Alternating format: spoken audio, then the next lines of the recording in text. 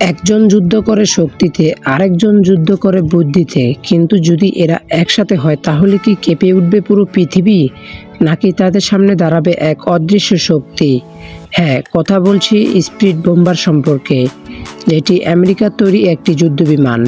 আপনারা হয়তো জানেন রাশিয়া এবং চীন এই দুটি দেশের কাছে বিপুল পরিমাণ পারমাণবিক অস্ত্র আছে, কিন্তু তবু এই দুটি দেশ কেন আমেরিকার সাথে লড়াই করতে ভয় পায়?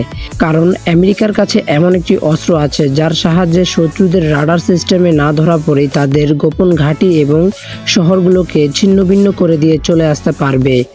স্ক্রিনে যে ভিডিওটি দেখতে পাচ্ছেন এটির নাম হলো B2 স্পিরিট বোম্বার। এটি আমেরিকার তৈরি একটি যুদ্ধবিমান যা অদৃশ্য দানবের মতো কাজ করে। আপনারা হয়তো ভাবতে পারেন, একটি যুদ্ধবিমান যদি অন্য দেশে ঢুকে পড়ে তাহলে তাদের রাডার সিস্টেমে ধরা পড়লেই সেই বিমানটিকে মাটি থেকে ক্ষেপণাস্ত্র ছুড়ে ধ্বংস করে দিবে। কিন্তু B2 স্পিরিট বোম্বার এই বিমানটি পুরোপুরি উল্টো। এটি খুব সহজে শত্রুদের রাডার সিস্টেমে ধরা পড়ে না।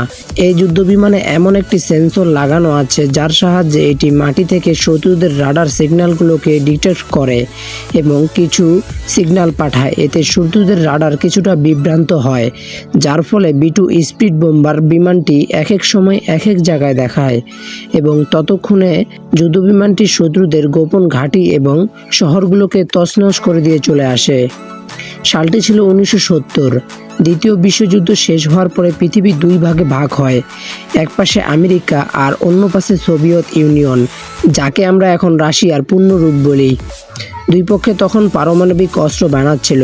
প্রত্যেককে চেয়েছিল যুদ্ধ যদি হয় কে প্রথমে আঘাত করবে আর কে বাঁচবে। এই প্রতিযোগিতা ইতিহাসে পরিচিত হয় ঠান্ডা যুদ্ধ নামে। এই যুদ্ধ ছিল না ট্যাঙ্ক বা সৈন্য, এটি ছিল প্রযুক্তি আর ভয়ের যুদ্ধ। আমেরিকা তখন ভাবছিল যদি একদিন রাশিয়া পারমাণবিক হামলা করে বসে, আমরা কিভাবে তাদের প্রতিরক্ষা পেরিয়ে পাল্টা হামলা করব। কিন্তু সমস্যা ছিল সোভিয়েত ইউনিয়নের তৈরি রাডার সিস্টেম এতটা শক্তিশালী হয়ে উঠেছিল যে কোনো সাধারণ বোম্বারু বিমান ঢুকলেই আগেই ধ্বংস হয়ে যেত। তখন আমেরিকা বুঝলো দৃশ্যমান যুদ্ধ নয়, এবার চায় অদৃশ্য যুদ্ধ। তারপরে 1970-এর দশকে আমেরিকা প্রতিরক্ষা অধিদপ্তর থেকে একটি গোপন পরিকল্পনা শুরু হয়, অ্যাডভান্স টেকনোলজির বোম্বারু ATB প্রজেক্ট, যেটা এখন আমরা B2 স্পিরিট বোম্বার নামেও চিনে থাকি।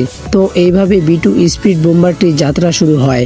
বছরের পর বছর গবেষণার পর 1989 সালে প্রথমবার আকাশে উড়ল এই রহস্যময় কালো ছায়া B2 স্পিরিট বোম্বার।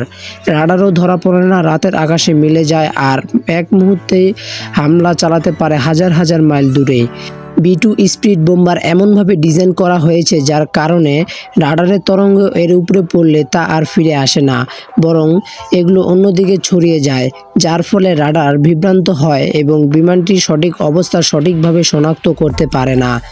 কিন্তু এই বিমানটি অনেক খারাপ দিকও আছে, যেমন অত্যন্ত ব্যয়বহুল। প্রত্যেকটি B2 এর মূল্য প্রায় $2 মিলিয়ন, কিন্তু মাত্র 21টি তৈরি করা হয়েছে, যার মধ্যে কয়েকটি দুর্ঘটনায় হারিয়েছে। তাই বড় যুদ্ধ বা বহুমুখী অপারেশনের সংখ্যা একটি বড় সীমাবদ্ধতা। তবু ভারী বৃষ্টি বা বজ্রপাতের সময় এটি স্টেলথ কাটিং ক্ষতিগ্রস্ত হতে পারে। যদি কখনো এই বিমানটি রাডারে ধরা পড়ে বা ভূপাতিত হয় তাহলে বিশাল প্রযুক্তিগত গোপন ফাঁস হয়ে যাওয়ার সম্ভাবনা থাকে। এই প্রযুক্তিটি এতটাই গোপন ও ব্যয়বহুল যে এটি কোনো দেশ এখনো পায়নি বা এখনো ব্যবহার করতে পারে না। তো ভিডিওটা এই পর্যন্তই, দেখা হবে আরেকটি নতুন ভিডিওতে।